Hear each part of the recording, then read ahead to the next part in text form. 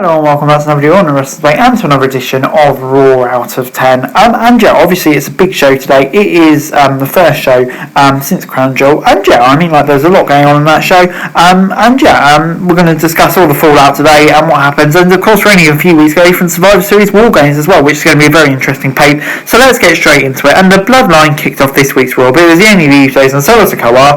Usos spoke about beating the Brawling Brutes for War in a New Day. Woods and Kingston came out and said they will win this Friday, but the Usos called them the second best tag team in the WWE. The two teams were arguing about who had a harder time in WWE before Riddle came out with his bongos and asked the group if they wanted to hit it. Jimmy Uso got in on the fun, but Jay stuck Riddle away, leading to a six-man tag team match. Jimmy and Riddle kicked off the match with the latter having the early advantage. A New Day tagged in, and after some bad double team moves, Woods locked in a hold. Riddle was tagged back in and got some big kicks before trying for the floating blow that was sent outside. Sikoa managed to tag in, and after break they managed to isolate Riddle in the corner. New Day tagged in and hit some big moves on Solo before Woods got near full. Kofi came in with a boom drop on Solo before the Trouble in Paradise was blocked and counter with a body slam. Sikoa then sent Kofi outside and into the announcer's desk before tagging Usos back in. Kofi returned with a tornado DDT and managed to make the tag to Riddle, who took the Usos out with some big kicks and sent Solo off the apron. Riddle then got a powerbomb and a knee strike on Jay before the trying for a 450 splash but missed. Woods then tried to take Solo on the announcer's desk but got sent over the desk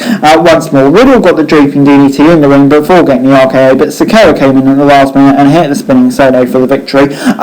This gets 7 out of 10 from me. Really good match. Obviously second out of the match on Friday, which is long anticipated, I think. A really decent match as that. Riddle in there always has something nice. So yeah, good start to Raw. 7 out of 10.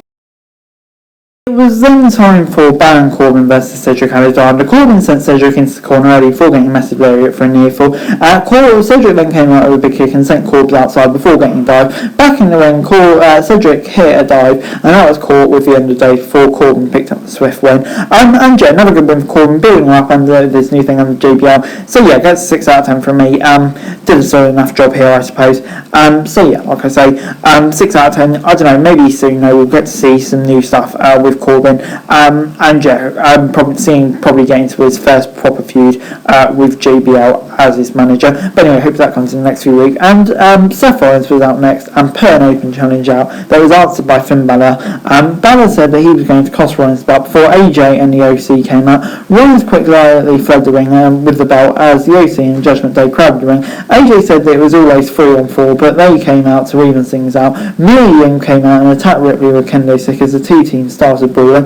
Balor tried to free the ring and was taken down by Anderson before AJ got the Stars Clash on Dominic. The Judgment Day then retreated as the OC and Mia Yim took over the ring. Mia Yim is now back in WWE. It's been long rumoured, but yeah, personally very intrigued to see what she does as part of this stable. Maybe not. I thought it would be Raquel Rodriguez, but yeah, Mia Yim coming back into the fold, definitely a very interesting one. I'm excited to see what she does, to be honest. Seth Rollins was then back, said his open challenge was still up for grabs before it's time for Otis versus Elias on Raw. Otis denied Elias early offense before countering Stan with a splash and an elbow drop. Elias had a few high kicks and got an earful before Chad got on the apron and came with knee strikes, so Otis came in off the stamina distraction to pick up the easy win. This gets a 5 out of 10 from me. What did my guy Elias do to deserve this? He's just come back and has been treated like a jobber. Don't get me wrong, I'm very pleased to see Otis getting this sort of win, because this is the sort of wins that I feel like he should be getting. Yeah, come on, man. What did my guy Elias do to deserve this? He's definitely better than that. But anyway, the Judgment Day were backstage and said that the OC just created more problems for themselves before Bianca Belair, Oscar and Bliss were out next and same with Damage Control. The two teams started arguing and yelling at each other before the ball broke out. Bianca and the team managed to clear the ring before Belair decided that they are taking this to War Games before Nikki Cross attacked them from behind. Damage Control came back with the help of Nikki and took them down the babyface before Bayley accepted to get a challenge for the War Games. I was so happy this is going to War Games between two teams. Perfect feud ender. I think it's what we've been waiting to see, so very happy this is going to War Games. It's just going to be a brilliant bloody match, isn't it? Delighted about that, and only a few more weeks to build up to it as well.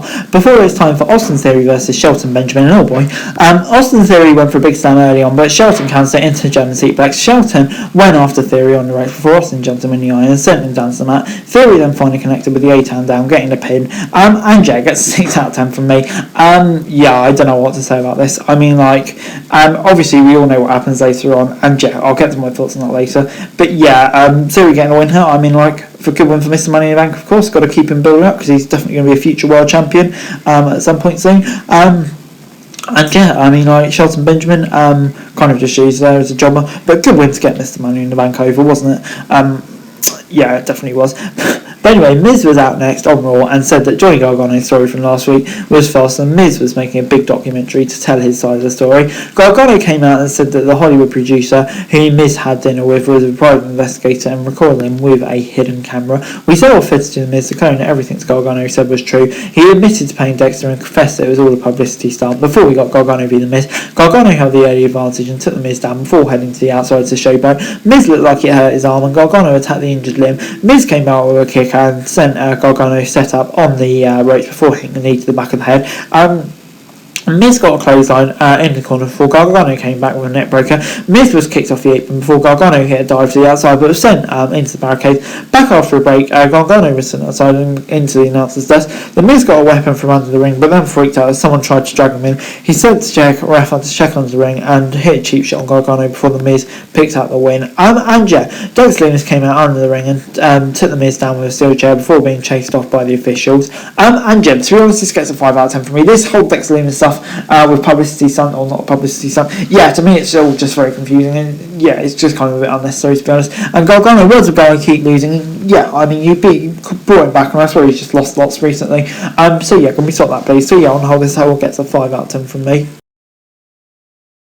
Damage Control were then hyping up Nikki Cross for her match tonight, and Cross did an evil laugh before heading out.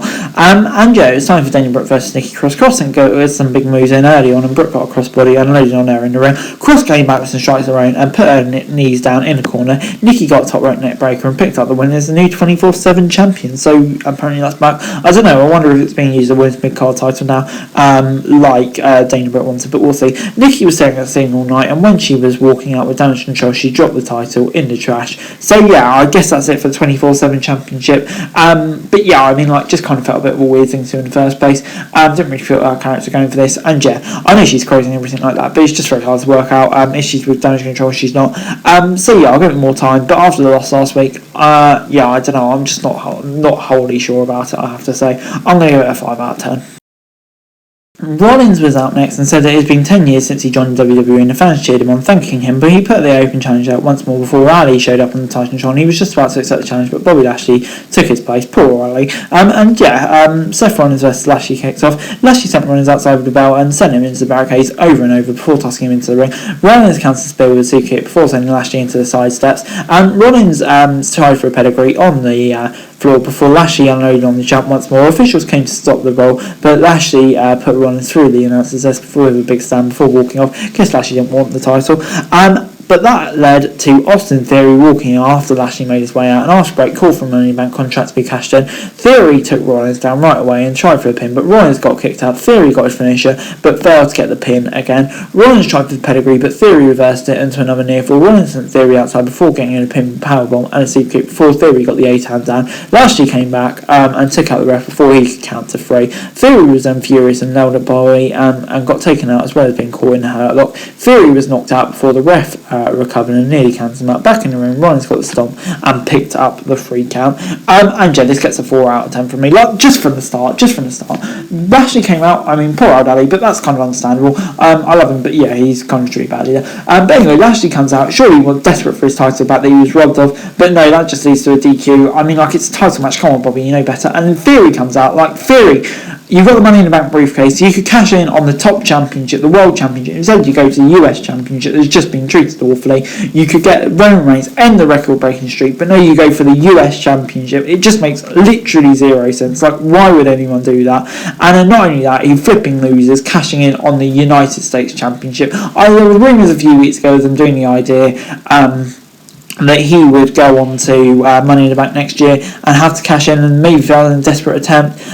So yeah, I mean, like, yeah, I don't know. It just makes very little sense. I'm going to give it a 4 out of 10. I have to say, even if she didn't want Theory to win, this was just bloody terribly handled.